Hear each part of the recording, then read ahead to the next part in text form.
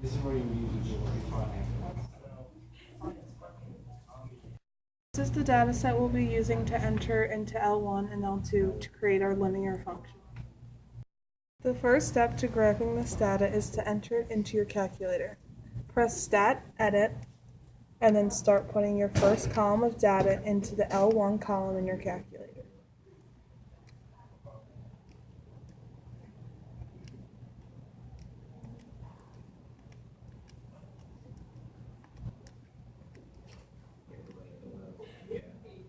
After this is finished, put the second column of the data into the L2.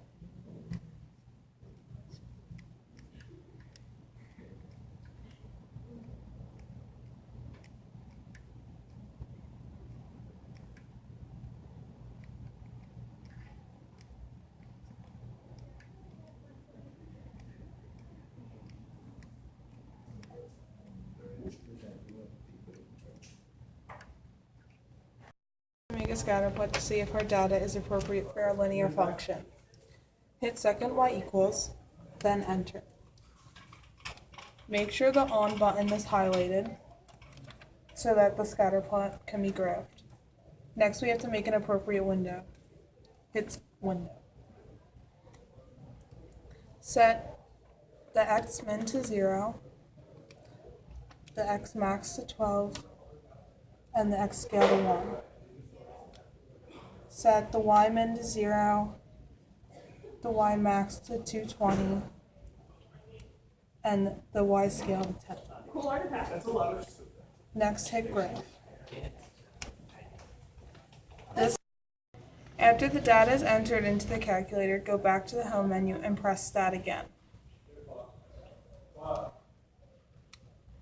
Now press the arrow to the right and scroll down to linreg, ax plus b. The default setting for linear regression is to have L1 as x and L2 as y. You can change this, however, to whichever list you want.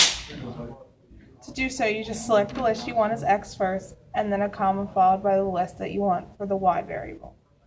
Then in the output menu, you just have to plug in the variables into y equals ax plus b.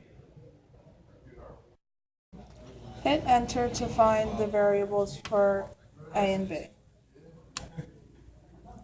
The variable of a is 20 and the variable of b is 10. Now you go back to y equals and fill in the equation 20x plus 10. Next, you hit graph, and the line should hit all of the points. That is how you graph an appropriate linear function.